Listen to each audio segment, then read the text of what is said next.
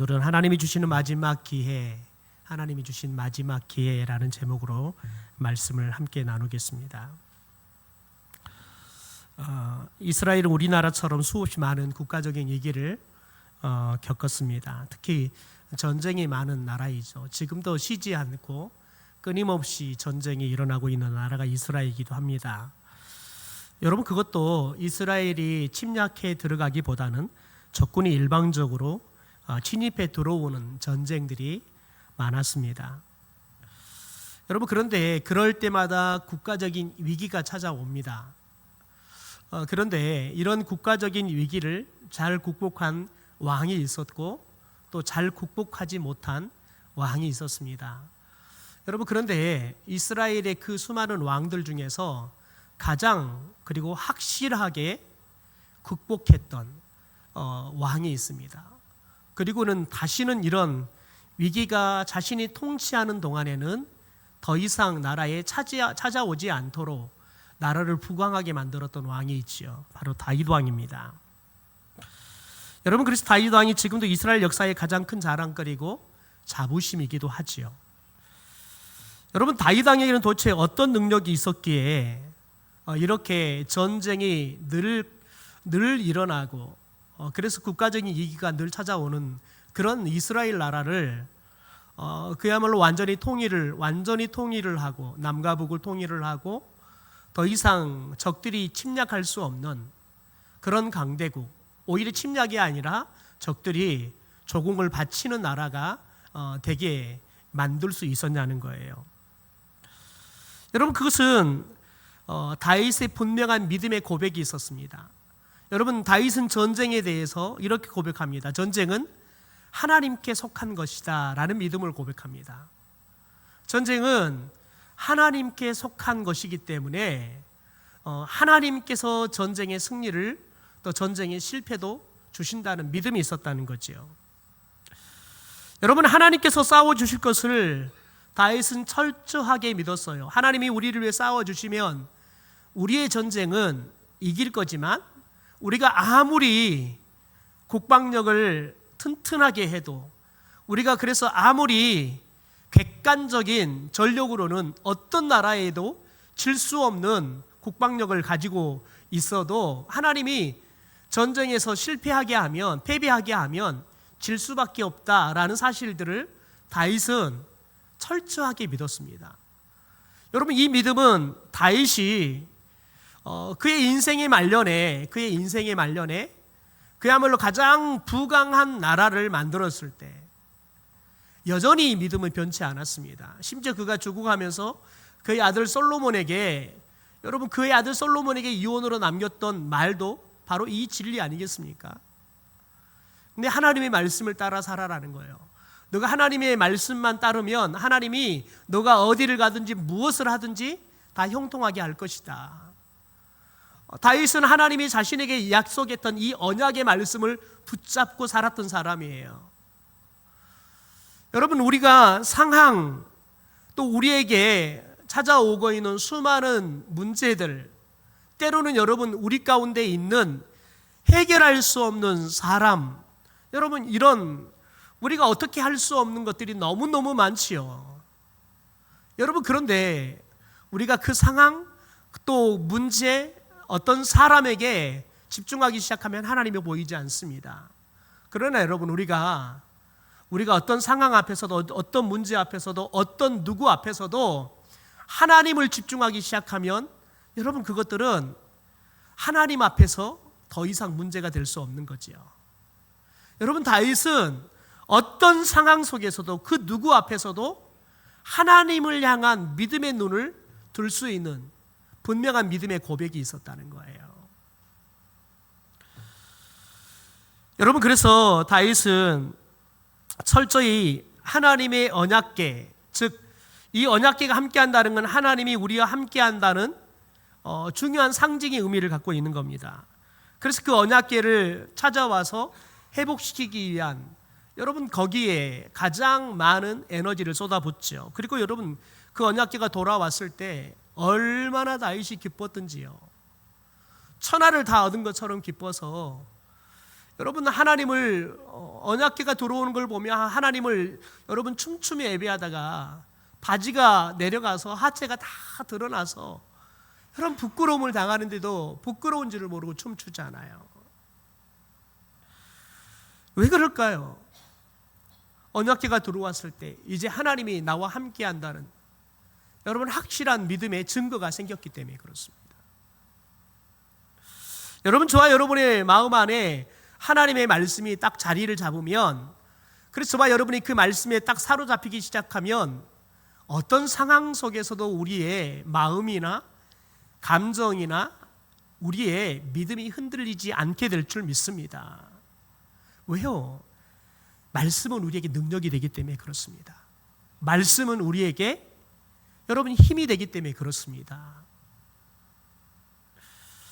여러분, 그런데 여러분, 다윗 이후에 나타났던 여러분 이스라엘의 왕들은 다윗과 전혀 다른 모습을 보이기 시작합니다. 여러분, 그들은 다윗처럼 하나님만 섬기는 사람들이 아니었습니다. 하나님과 세상을 향해 양다리를 걸치는 사람들이었습니다. 여러분, 그러니 자연스럽게 이스라엘 역사 가운데 위기가 찾아옵니다. 그러면서 이스라엘 역사 가운데 가장 큰 위기인 바벨론이라는 나라가 침입해 들어오는 거지요. 여러분, 그럴 때 이스라엘 왕들은 다윗 왕처럼 하나님만을 의지하지 않습니다. 여러분, 바벨론과 맞서 싸울 수 있는 그들의 동맹국이 되어줄 수 있는, 여러분, 그때 당시에 바벨론 빼놓고 바벨론 다음으로 가장 부강하다는 여러분 애굽의 지원을 간절하게 요청하죠. 하나님 앞에 기도하고 하나님의 도움을 요청하는 게 아니라 애굽의 지원을 강력하게 요청해요. 여러분, 결국 바벨론이 자기들을 지원할 줄 알았던 이 애굽을 대파해버립니다. 그러니 생각해 보십시오. 애굽이 와서 도와주면 바벨론을 향해서 우리가 어떻게 좀 싸워서 이겨볼 승산이라도 있었는데, 그들이 그렇게 의지했던 애굽만 좀 도와주면 그래도 우리가 좀 이겨볼 수 있는 승산이 있는데 희망을 걸었던 그 애굽이 바벨론에게 그냥 아주 대파가 돼버립니다. 완전히 패배해버립니다. 그러니 여러분 생각해 보세요. 이스라엘 운명은 불을 보듯이 뻔한 거 아니겠습니까? 두 번에 걸쳐서 바벨론의 침입으로 왕들은 죽고 성전이 무너지고 이스라엘 백성들은 포로로 다 끌려가게 되어집니다. 그럼에도 여전히 이스라엘 왕들은 하나님 대신 주변의 다른 나라들의 도움만을 바랬습니다. 여러분, 이런 역사의 한 복판에 예레미야 선지자가 서 있는 겁니다. 여러분 생각해 보십시오. 그들에게 하나님께서 그렇게 바벨론을 보내어서 그들의 죄악들을 심판해요. 여러분, 그들이 그렇게 하나님이 아니라 의지했던 애굽, 여러분 그 애굽도 하나님이 바벨론을 통해서 대파시켜버려 없애버린단 말이에요. 그들이 희망을 걸었던 것을 없애버려요. 여러분, 그러면 보통의 사람 같으면 다시 하나님께 희망을 걸 법해요. 여러분, 그런데 애굽이 없어져 버리니까 애굽 다음으로 우리가 의지할 만한 나라를 또 찾고 앉았는 겁니다. 여러분, 이게 사람의 어리석음이에요. 우리는 뭐 다를 것 같습니까? 아닙니다. 왜요? 우리도 이들보다 더 영적으로 낫다고 결코 장담할 수 없기 때문에 그렇습니다. 여러분, 우리가 일상생활 속에 하나님을 의지하고 하나님만 붙잡고 살아가는 믿음을 훈련하지 않으면 정작 우리의 인생에 찾아오는 그 위기 앞에서 여러분, 저와 여러분이 하나님을 찾을 것 같지요? 아닙니다. 하나님 찾지 않습니다. 여러분, 믿음이라는 것은 어떤 상황 앞에 믿음이 도드라지게 없던 믿음이 생기는 게 아닙니다. 내가 어려운 문제가 생기면 방법이 없으면 기도할 것 같지요? 아닙니다. 기도는 해본 사람이 하는 겁니다. 기도하지 않은 사람은, 하나님 의지하지 않는 사람은 아무리 여러분 위기가 찾아와서 절망할지라도, 그래서 내가 자살해 죽을지라도 하나님 못 찾아요. 여러분, 이스라엘 백성들이 그래요. 하나님만 좀 너희들이 찾으라고, 하나님에게만 희망을 걸라고, 하나님이 아무리 여러분 그들이 희망 거는 백성들, 나라들 다 없애버리지만 이스라엘 백성은 또 다른 희망을 찾아요. 하나님이 아니라 눈에 보이는 희망을 찾는 거예요. 그게 어리석음이에요. 여러분, 이런 이스라엘의 어리석은 삶의 한복판에서 예레미야 선지자가 말씀을 전해요. 여러분, 우리가 예레미야 선지자에 대해서 쭉 살펴봤듯이 예레미야의 이 하나님의 말씀을 선포하는 이 애언 사역은 요시야 왕 때부터 시작이 됩니다. 여러분, 요시야 왕이 철저하게 하나님께로 돌아가자는 정책을 펴니다. 여러분, 그러니까 왕이 이런 정책을 펴니까 얼마나 고무적입니까? 선지자로서 얼마나 일할 맛이 났겠습니까? 그런데 여러분, 그만 요시야 왕이 애국과의 전쟁에서 전사를 하고 말아요. 여러분, 이후에 요시야 왕 다음에 네 명의 왕들이 등장해요. 여러분, 그런데 예레미야 선지자가 이 왕들을 섬기게 되는데 요시야 왕과는 전혀 다른 모습으로 나라를 통치합니다. 이들이 또 요시야 왕 때 간신히 믿음의 꽃을 피웠는데 그 꽃을 다 꺾어버립니다. 그리고는 다시 요시야 왕 이전에 왕들처럼 강대국의 힘만 믿고요, 하나님의 힘을 전혀 찾지도 않고 의지하지도 않습니다. 여러분, 마치 예레미야는 홀로 우리가 하나님께로 돌아가야 한다고 외쳤던, 여러분 어떻게 보면 광야 속에 고독한 여러분 소리와 같은, 딱 세리의 왕 같은 여러분 그런 선지자의 인생을 살았습니다. 여러분, 그래서 예레미야가 눈물이 마를 날이 없어서 예레미야를 눈물의 선지자라고 이야기하는 겁니다. 여러분, 그런데 오늘 말씀 속에 우리가 하나님이 이스라엘 백성들이 마지막으로 그나마 하나님께 돌아갈 수 있는 기회를 두 가지를 주십니다. 마지막 돌아갈 수 있는 기회의 두 가지를 주시는데요, 첫째가요, 재판입니다. 재판. 여러분, 이스라엘 백성들에게 자신의 죄들에 대해 스스로 돌이켜볼 수 있는 방법으로 주어진 게 재판이었습니다. 그래서 이스라엘 백성들의 최초의 지도자였던 사사라는 사람은 주로 했던 일이 뭐냐면 재판이에요. 백성들이 잘못된 행위들을, 그릇된 믿음들을 여러분, 이 사사는 재판을 통해서 여러분 그들의 잘못들을 잘 가려주는 겁니다. 그래서 그들이 신실한 믿음으로 돌아가도록 지도하는 일들을 이 재판을 통해서 하는 겁니다. 여러분, 그런데 문제는 뭐냐면 이 재판조차도 여러분 애국돼 버렸다는 거예요. 재판조차도 여러분 돈에 의해서, 권력에 의해서 여러분 재판 자체가 굽어지는 일들이 벌어져 버렸다는 거죠. 여러분, 오늘날 한국교회가 왜 이렇게 마치 한국교회의 타락이 끝없는 타락의 길을 가고 있는 것 같은 여러분 그런 상황을 우리가 두 눈으로 목도하고 있어야 되느냐? 여러분, 한국교회가 없어져 버린 게 그 바로 7위예요. 7위. 제가 2000년도에 굉장히 제가 충격적으로 봤던 한 교회의 7위한 당회가 7위한 내용이 그 교회 홈페이지에 올라왔습니다. 어떤 7위냐면 권사님의 딸이 믿지 않는 사람과 결혼을 하게 됐어요. 그래서 당회가 그 권사를 불러다가 7위를 했어요. 믿지 않는 사람과 자녀를 결혼시켰다고 권사 시무 6개월.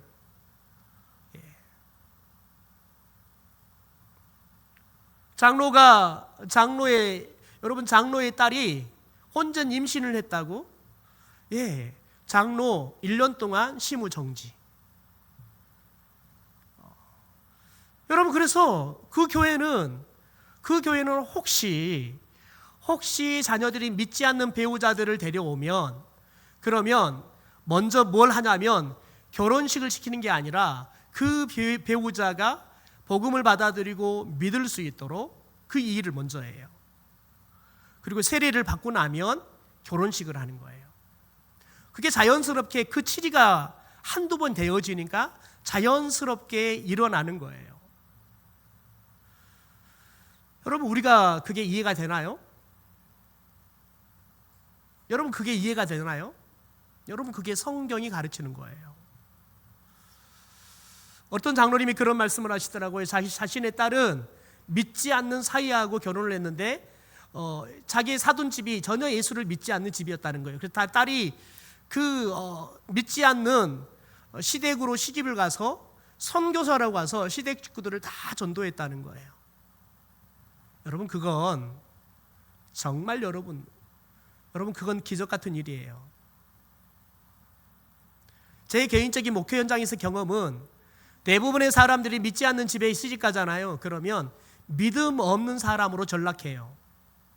처음에는 여러분 교회를 오는 것처럼 보여요. 그래도 조금 시간 지나잖아요. 결혼의 시간 조금 지나면 혼자 와요. 그래서 조금 지나다가는 둘 다 안 와요. 여러분, 그러게 돼 있어요. 여러분, 하나님께서 왜 이방인들과 자녀들을 결혼시키지 말라고 합니까? 여러분, 이방인들의 문화에 자연스럽게 물들어 버리기 때문에 그렇습니다. 여러분, 그런데 우리는 가나안 땅에서 이스라엘 백성들이 이방인과 함께 결혼하고 살아가는 것을 금했던 하나님의 말씀과 우리의 삶의 현장에 삶의 모습을 결부시키지 않습니다.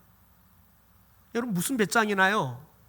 가나안 땅에 들어갔던 이스라엘 백성들은 이방인들과 결혼을 살면 이방화 돼버려서 믿음이 약해서 하나님이 그렇게 하지 말라고 했고, 오늘 저와 여러분은 안 믿는 사람하고도 결혼해도 내가 결코 믿음 흔들리지 않고 전도할 수 있는 믿음이 여러분 있어서 우리들은 그렇게 여러분 아무 생각 없이 살아갈까요? 아니에요. 치리가 없기 때문에 그러는 거예요. 두려움이 없는 거예요. 두려움이 없는 거예요. 우리는 전혀 안 믿는 사람과 자녀를 결혼시키는 것들에 대해서 아무 생각이 없어요. 왜요? 과연 우리의 아이들을 가정 안에 하나님이 주인이고 하나님이 함께 하지 않으면 이 가정이 진정한 행복한 가정이 될 수 없다는, 여러분 과연 그 믿음이 있는가요? 그 믿음이 있다 그러면 결코 그렇게 여러분 결혼을 시킬 수 없겠지요. 믿음이 없기 때문에 그렇습니다. 왜 그럴까요? 내가 그렇게 살고 있거든요. 교회에 오면 믿음이 있지만 내가 살아가는 삶의 현장, 가정에서는 내가 믿음에서 여러분 미움도 여러분 이야기를 하지 않아요. 성경은요 볼 생각도 않지요. 기도는요 밥 먹을 때는 간신히 하면 다행이지요. 여러분, 우리는 철저하게 삶 속에 믿음이라는 걸 찾아볼 수가 없어요. 그러니 우리 아이들이 가정을 이루고 살아가는데 믿음의 가정을 이루어야 한다는 생각이 절대적이지 않지요. 여러분, 우리는 우리 아이들이 생각하기에 이게 중요하다 생각하면 여러분 그 중요한 것, 신앙과 예배하 여러분 바꿔도 아무런 죄책감이 없어요. 여러분, 그런데 기억하십시오. 하나님의 나라에 가면 여러분의 그 모습들은 반드시 하나님에게 책망받을 겁니다. 왜요? 하나님이 여러분에게 자녀의 믿음을 맡겨주셨어요. 최소한 여러분이 믿음의 사람이라면요. 그런데 우리 아이들을 믿음으로 가르칠 생각 자체를 하지 않는다? 여러분, 우리 아이들을 예배를 소중하게 생각하고 우리 아이들이 예배보다 더 다른 것들을 소중하게 생각하는 걸 용납하지 않는 것, 여러분 그런 믿음이 없다는 것은 저와 여러분이 하나님에 대해서 너무 뭘 모르시는 거예요.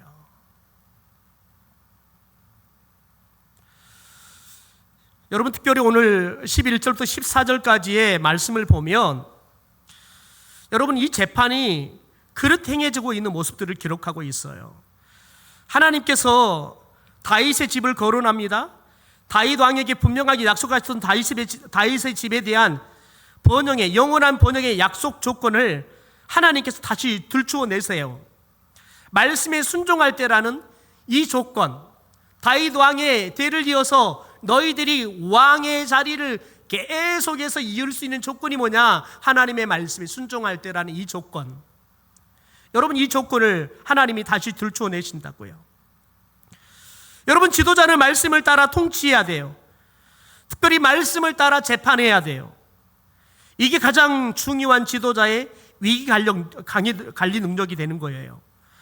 하나님께서도 지금 에레미야를 통해서 여러분 이 점을 이스라엘 백성들에게 상기시키고 있는 겁니다. 여러분, 그래서 우리 자신도 우리나라도 잘못할 수 있지만 우리의 잘못을 대충 덮어서는 안 돼요.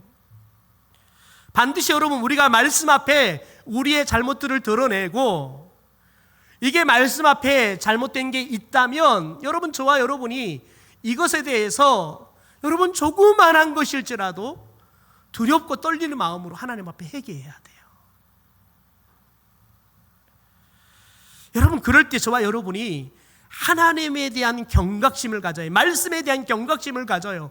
그럴 때 여러분, 저와 여러분이 말씀을 주의하여 말씀을 우리가 따라 살아가는 것에 우리가 신경을 써요. 여러분, 무엇이든지 신경을 쓰지 않으면 제대로 할 수 있는 게 없어요. 여러분, 아무리 탁월한 프로 선수들도 왜 그들이 슬럼프에 빠집니까? 왜냐하면 여러분, 그들이 슬럼프에 빠진 이유는 뭐냐면 정말 극히 간단한 기본기를 놓쳐버리기 때문에 그래요. 여러분, 그런데 뭘 놓치는지를 몰라요. 너무 간단한 기본기인데. 여러분, 우리나라의 명장 중에 김성근 감독은 선수들의 그런 가장 약점이 뭔지, 뭐가 문제인지 그것들을 가장 잘 찾아내는, 동시에 그것들을 가장 잘 짧은 시간 안에 교정해 줄 수 있는 능력을 가진 감독이라 그래요. 여러분, 그러니까 그것들을 늘 잘 잡아줘요. 잡아주고 몇 분만 시키면요, 바로 효과가 나타나요. 여러분, 그런데 우리들은 그 기본기를 너무 소홀하게 여겨요. 말씀 보는 거요, 기도하는 거. 여러분, 저와 여러분이 기본기 중에 기본기예요. 그런데 여러분, 우리 과연 기본기를 하고 있냐고요. 여러분, 신앙이라는 것은 말씀과 기도라는 이 두 바퀴로 굴러가요. 이게 있을 때에 하나님이 역사해요. 하나님이 이 두 개를 통해서 우리를 하나님의 거룩한 백성으로 세워가니까요. 여러분, 그런데 우리는 말씀, 기도, 여러분 이건 다 빼버리고 자꾸 우리는 뭘 찾냐면, 우리는 자꾸 봉사, 여러분 우리는 교제, 이런 걸 찾는단 말이죠. 여러분, 말씀과 기도가 없는 봉사, 교제, 아무런 의미 없어요. 여러분, 그건 교회에서 안 해도 여러분이 밖에서 개인 모임, 동창회 모임으로 충분히 할 수 있는 거예요. 오히려 여러분, 그게 밖에서 하는 게 속 편해요. 교회에서는 개인이 눈치 보고요. 오히려 더 힘들어요. 여러분, 그런데 과연 우리는 우리의 삶에 대해서 하나님 앞에 말씀에 세워놓고 과연 우리는 얼마나 우리의 삶을 돌이켜보냐고요. 아마 제가 우리 교회 항존직들이 주일날 이유 없이 결석하고 예배 시간 늦고 하면 그럼 치리합시다, 그러면 난리가 날걸요. 내가 교회를 간가 보다가 교회를 안 나올걸요. 여러분, 왜 그럴까요? 여러분, 그게 얼마나 무섭고 그게 얼마나 하나님 앞에 큰 죄인지를 모르기 때문에 그래요. 여러분이 항존직이 된다는 것은 뭘 의미하냐면 다른 사람의 모델이 된다는 거예요. 다른 사람이 여러분을 보고, 저렇게 신앙생활을 하는 거구나, 저렇게 기도를 하는 거구나, 교회에서 봉사할 때는 저런 모습으로 하는 거구나. 여러분, 그것을 자연스럽게 배워요.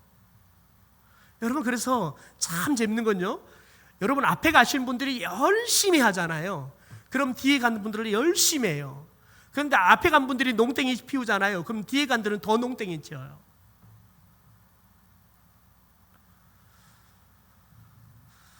그럼 이게 한국교회 현실이에요. 여러분, 큰 교회들 가서 보면 11월 말 12월 초가 되면 전쟁이에요. 권사의 회장 세우는 거 전쟁이고요, 여전도의 회장 세우는 거 전쟁이에요. 총회한다 그러면요 나오지를 않아요. 임원시킬까 봐요. 더군다나 식당에 이제 뭐 권사회 회장이 되면, 여전도회 연합회 회장이 되면 식당 봉사를 1년 동안 책임진다 그러면 아예 안 와버려. 전화기 다 꺼놓고 안 와버려요. 시간 지나보자 그러면은 이제 장로 마누라들이 당에 들어와서 난리하는 거예요. 왜 이걸 우리가 해야 되냐고, 하지 못하게. 자기 때가 되면 그래서 아예 바꿔버려요. 법을 바꿔버려요. 여러분, 그러면 교회가 타락하기 시작하는 거예요. 뭐 하려고 권사됐어요? 우리가 하나님의 일을 하려고, 여러분, 우리가 하나님의 나라를, 하나님의 교회를 섬기려고 권사된 거 아니나요? 여러분, 그런데 섬기자는데 안 하겠다는 거예요. 나중에는 어떤 말하는, 그러지 말고 월급 줘가지고 일 시키자고요. 여러분, 월급 줘보세요. 월급 주면 어떤 일이 벌어진 줄 아세요? 여러분, 월급 줘놓고 음식 만들어 놓잖아요. 그러면 한 주도 빠지지 않고 나오는 소리가 뭐냐면은 짜네, 맵네, 싱겁네. 내가 돈 주고, 이제 내가 월급 주고 밥 시켜 먹은 사람이니까 왜 돈을 받고 짜게 하냐, 맵게 하느냐, 잔소리들이 어찌나 많은지. 여러분, 그래가지고 교회 안에 좀 음식 좀 잘하시는 권사님이 부탁을 하니까 들었다가 그냥 그분이 그냥 학을 띄어서 도저히 못 왔다 그래요. 그럼 여러분, 밖에 셰프를 데리고 들어오면 되느냐? 여러분, 참 재밌는 건, 여러분 셰프를 데리고 들어와서 시키잖아요. 그러면 여러분, 교회가 밥만 먹어지나요? 서빙은 누가 해야 돼요? 설거지는 누가 해야 돼요? 교인들한테 하라고 뭘 하는지 알아세요? 돈 받고 하는 사람들이 해야죠. 왜 우리가 하나고요? 그리고 따져요. 저 사람들은 돈 받고 하니까 저 사람들이 다 해야지 왜 우리가 봉사해야 되냐고. 그렇게 따져요. 여러분, 이게 한국의 현실이에요. 제가 경험했던 교회들이 동일하게 벌어지는 일들이었어요. 여러분, 교회가 왜 결혼식을 교회에서 안 한지 아세요? 환경이, 여건이 좋지 않았어요? 아니에요. 결혼식 할 때마다 이 밥 문제 때문에 나중에 대부분 결혼식은 믿음 좋으신 분들이 교회에서 결혼식을 하거든요. 결혼식 하고 나면 아유, 그냥 밥 문제 때문에 얼마나 시끄럽게 하든지, 그래 미안해가지고 그냥 자기 때문에, 자기 집안 문제 때문에 그냥 온 교회가 시끄러운 것 같아서. 그러니까 그런 소리 한번 들으면 누구도 교회에서 결혼시키고 싶은 마음 하나도 없어요. 여러분, 저와 여러분이 교회의 문화를 다 망쳐버린다고요. 여러분, 그래서 저와 여러분이 하나님 앞에 내가 하고 있는 이 말이, 내가 하는 이 행동이 하나님 앞에서, 나보다 믿음이 연약한 사람들 앞에서 과연 어떤 영향을 미칠지, 내가 어떤 판단을 받을지 두렵고 떨림으로 여러분, 우리들이 그 순간순간 평가를 받으면 그리 함부로 여러분 말하고 행동하지 않아요. 여러분, 그런데 교회에서 그런 소리들이 커지고 그런 소리들이 결정이 되고 하잖아요. 그러면 그런 소리를 하는 것을 두려움 없이 해요. 두려움 없이 한다고요. 그러니까 여러분, 어떤 소리가 나오냐면, 아, 한국 교회는 매간 매직을 하구나. 항존직, 여러분 임직한다고 뭐 권사 얼마, 장로 얼마, 안수집사 얼마, 여러분 그 헌금하고 나면 내가 돈으로 사버렸기 때문에 더 이상 봉사 안 해요. 여러분, 저희 교회 그거 없어요. 여러분이 감사해, 하나님이 주신 직분에 감사해서 여러분이 개인적으로 하나님 앞에 감사해서 감사 헌금하는 거, 근데 그건 여러분이 주시는 마음을 따라 하십시오. 우리 교회가 지금까지 뭐 어떻게 했든지 여러분, 우리 그거 하지 말자고요. 그리고 여러분이 이제 직분자가 되면 정말 여러분 직분자로 사명을 감당하게 해서 여러분 그때 돈을 쓰십시오.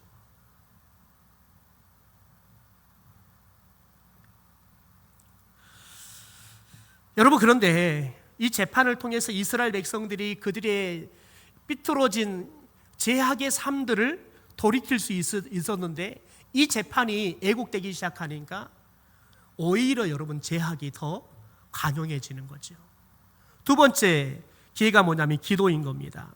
오늘 본문 속에 시드기야 왕이 에레미야에게 기도를 부탁한 걸 보면, 이제야 시드기 왕이 위기의 본질을 좀 깨닫는 것처럼 보입니다. 그런데 말씀을 가만히 들여다보면 그게 아니라는 것을 알게 되어집니다. 어쩔 수 없이 하나님을 찾았습니다. 사람의 방법을 다 동원해도 실패하니까요, 이제 할 수 있는 방법이 아무것도 없으니까요, 어쩔 수 없이 에레미야 선지자에게 마치 떠넘기듯이, 여러분 떠넘기시듯이 기도해달라는 거예요. 2절 볼까요? 같이 2절 한번 읽어보시죠. 시작. 바벨론에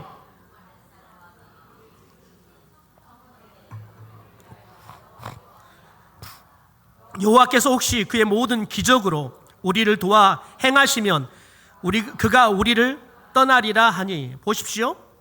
바벨론의 느부갓네살 왕이 이스라엘을 침략해 들어왔어요. 그러니까 이 시드기 왕이 느헤미야에게 뭐라고 해? 너는 우리를 위해 하나님께 기도하래요. 그러면 하나님께서 혹시 그의 모든 기적으로 우리를 도와 행하시면 그가, 이 바빌론의 느부갓네살 왕이 우리를 떠나리라 라고 이야기를 해요. 여러분, 이 시드기야가 에레미야 선지자에게 기도를 부탁하는 것은 믿음 때문에 하는 게 아니에요. 왜냐하면 첫 번째, 자신은 기도하지 않고 대신 에레미야에게만 부탁하고 있기 때문에 그렇습니다. 에레미야 선지자요, 이 나라를 위해 기도해 주십시오. 저희들도 함께 기도하겠습니다. 이렇게 나왔다면 달라요. 그런데 에레미야 선지자에게만 기도해 달라고 하고 정작 자신은 기도하지 않아요. 여러분, 목회 현장 속에서 이런 성도들을 얼마나 많이 경험한지 몰라요. 서울에 있는 모교회 목사님이 설교 중에 그런 말을 하더라고요. 교회 한 권사님께서 정말 남편에 대해 다급한 문제가 생겨서 자기 목양실을 찾아와서 정말 울며 목사님이 좀 기도해 달라고. 그래서 너무 안타까워서 목사님과 사모님이 아침마다 금식하면서 막 기도했대요. 근데 가만히 보니까 그 권사님 기도도 하지도 않고 예배도 오지도 않고 놀러 다닐 거 다 놀고 다니면서 먹고 다닐 거 다 먹고 다니면서 그러고 있더래요. 목사님이 화가 나가지고 불렀대요. 더 이상 나 권사님을 위해서 기도 안 하겠다고. 여러분, 목사는 여러분을 대신해서 기도해 주는 사람이 아니에요. 목사가 기도해 주면 여러분이 기도하지 않아도 야, 목사가 기도하니까 하나님이 응답해 주겠지. 여러분, 착각이에요. 하나님은 여러분, 그러면 목사의 기도 응답 안 해주세요. 왜요? 네, 그렇게 기도 응답하면 그 성도는 평생 어린아이처럼 문제만 생기면 목사한테 찾아와서 여러분 봉투 내밀면서 목사님 기도해 주세요. 여러분, 심지어 저는 우리나라의 제일 큰 교회 장로라는 사람이 그런 이야기를 하더라고요. 자신의 아들이 서울대 의대를 보내고 싶은데 벌써 3번째 떨어졌대요. 자신의 장인어른 추모 예배에서 제가 예배를 드리러 갔더니 제가 정말 목숨 걸고 기도해 줬어요. 목이 터져라고 30분 동안 기도해 줬어요. 그랬더니 영빨 있게 들렸나 봐요. 그러니까 저한테 봉투를 이렇게 내밀더니 목사님, 저희 아들을 위해서 기도해 주십시오. 저희 아들이 합격하면 제가 더 많은 봉투를 드리겠습니다. 여러분, 제가 기도했게 안 했게요? 제가 그 순간 목사가 아니라 제가 마치 무당이 점쟁이 된 것 같아서 제가 기도하지 않았어요. 그분은 수도권에서 아주 유명한 아주 소아과를 운영하는 병원 원장이에요. 아주 잘 나가는 병원 원장이에요. 여러분, 아들이 합격하면 아마 저한테 100단위 현금 가져왔을 겁니다. 여러분, 그런데 생각해 보십시오. 그분이 자기가 정말 기도하면서 저에게 목사님 기도해 주십시오. 그런다 그러면 제가 기도했겠지요. 여러분, 그런데 기도를 여러분 마치 무당이 점쟁이가 해주는 마치 여러분 그런 것처럼 생각해요. 헌금을 복채처럼 생각하더라니까요. 나중에 알고 보니까 여러분 그 교회 장로들하니까요. 여러분 보십시오. 시드기야 왕이 자기는 기도하지 않아요. 그리고 에레미야 선지자에게만 기도해요. 기도해달라고 부탁하는 거예요. 두 번째, 여러분, 그가 에레미야 선지자에게 뭐라고 하냐면 여호와께서 혹시 여러분 하나님의 도우심을 확신하지 못하고요, 혹시 당신이 기도하면 하나님이 들어줄 수 있으니까, 혹시 하나님이 들어줄 수도 있으니까 기도해 달라는 거예요. 여러분, 이제 하나님을 찾는 것에 염치가 없어서인지 모르겠지만 다른 방도가 없어서 막다른 궁지에 몰린 상황에서 여러분 혹시 여러분 이렇게 말해도 되겠냐는 거예요. 여러분, 하나님은 혹시라는 말을 제일 싫어해요. 하나님은 혹시라는 말, 여러분 그건 정말 신뢰하지 않은 거예요. 차라리 여러분 기도하지 않은 것보다 못한 거예요, 그건요. 여러분, 사람에게 부탁하는 일은 혹시 할 수 있어요. 왜요? 사람이 나를 전혀 모르는데도 너무 혹시 딱하게 느껴져가지고 도와줄 수도 있으니까요. 여러분, 그런데 하나님은 우리의 기도를 우리가 혹시 하고 라고 기도하면 들어주는 게 아니에요. 야고보 사도가, 기도의 거장이었던 야고보 사도가 그렇게 이야기를 해요. 하나님께 여러분 무엇이든지 구하라는 거예요. 그러나 의심하면 받을 줄 생각하지 말라라고 이야기해요. 하나님은 우리가 기도하는데 그 기도를 하고 난 다음에 그 기도의 응답에 대한 여러분 믿음이 있느냐 없느냐를 보고 하나님은 응답하시겠다는 거예요. 왜요? 믿음이 있으면 기도하고 난 다음에 하나님이 어떻게 내 기도에 응답할 것인지를 집중해요. 그 응답 때문에 하나님을 향해 집중한다고요. 그런 믿음이 없잖아요. 그러면 기도해놓고 끝이에요. 기도해놓고는 끝이라고요. 한번 여러분이 곰곰이 생각해 보세요. 곰곰이 생각해 보십시오.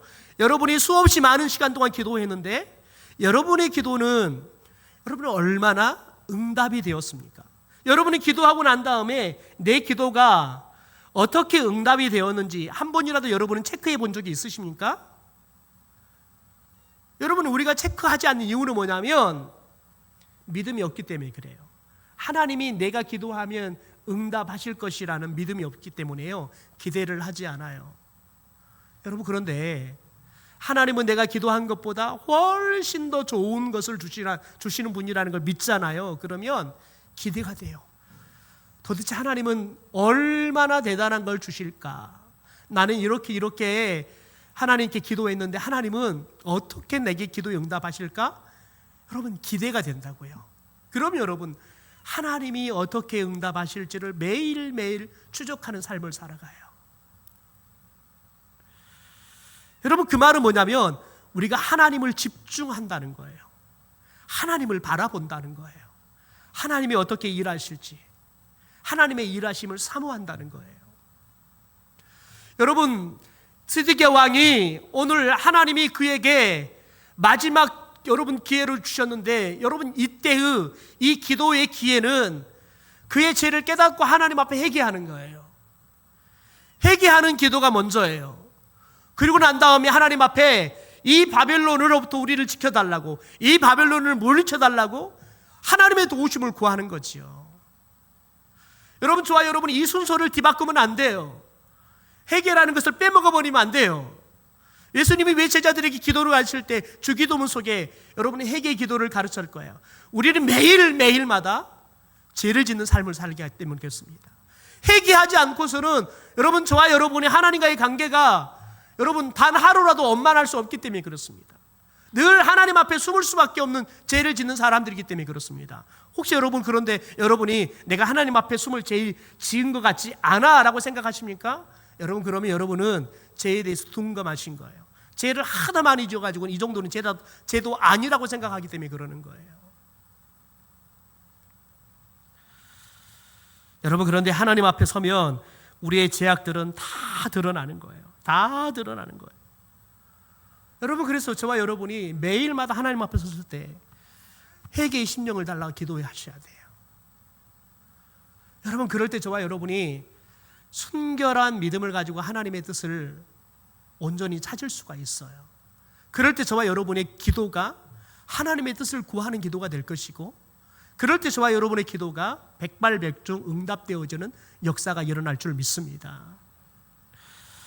여러분 보십시오. 오늘 에레미야 선지자가 이런 상황 속에서도 성령의 충만함으로 하나님의 마음을 알고 말씀을 전할 수 있을 이유가 뭡니까? 오늘 8절의 말씀을 마지막으로 여러분이 같이 함께 같이 읽고 말씀을 마무리하겠습니다. 같이 읽죠. 시작. 여호와께서 말씀하시기를, 보라, 내가 너희 앞에 생명의 길과 사망의 길을 두었노라. 너는 이 백성에게 전하라 하셨느니라. 여러분, 에레미야 선지자가 지금 전하는 길이 뭐예요? 생명의 길과 사망의 길이 놓여 있다는 거예요. 너희들이 생명의 길을 선택할지 사망의 길을 선택할 건지 백성들에게 전하라는 거예요. 에레미야가 여러분 전할 게 뭘까요? 지금 우리 앞에는 생명의 길, 사망의 길이 있습니다. 여러분, 저와 여러분이 하나님께로 돌이켜서 생명의 길을 선택합시다. 에레미야 선지자가 이 말씀을 지금 전하기를 원하는 거지요. 여러분, 우리가 우리의 삶을 매일마다 말씀으로, 여러분, 말씀의 거울로 들여다보고 우리의 삶을, 여러분, 우리 스스로가, 내 안에 계시는 성령이 사사가 되어서 내 삶의 제약들을 하나하나 드러내고, 그래서 여러분, 우리의 잘못들을 말씀을 통해서 교정하고 교훈하고 바르게 하고 의롭게, 여러분, 우리를 세워가는 일들을 계속해야 돼요. 동시에 여러분, 저와 여러분이 기도를 통해서, 여러분 말씀을 통해서 저와 여러분 안에 죄가 발견되어지면 회개해야 돼요. 그리고 여러분, 우리의 삶 가운데 우리가 해결할 수 없는 문제를 하나님 앞에 도와달라고 기도해야 되는 거지. 여러분, 이 삶을 우리가 살아가기 시작할 때 우리 앞에 놓여 있는 생명의 길과 사망의 길 가운데 우리는 생명의 길을 걸어가게 되어지는 삶을 살게 될 줄 믿습니다. 여러분, 저와 여러분이 우리는 안전하다, 여러분 이렇게 생각할 때가 가장 위험할 때입니다. 반면 우리들이 생명의 길을 선택할 수 있는 가장 좋은 때인 줄 믿습니다. 그러므로 저와 여러분이 매일마다 우리 안에 성령께서 말씀을 통해서 우리의 삶을 하나하나 재판해 주시고, 잘못되는 말씀을 통해서 수정해 주시고, 우리가 잘못한 게 있으면 깨닫게 하셔서 회개하게 하시고, 우리가 전적으로 하나님만 의지하고 하나님의 도우심을 구할 줄 아는, 그래서 매일마다 주님의 동행하심과 주님의 능력과 주의 역사가 나타나는 그런 거룩한 생명의 삶을 살기를 주님의 이름으로 축원합니다.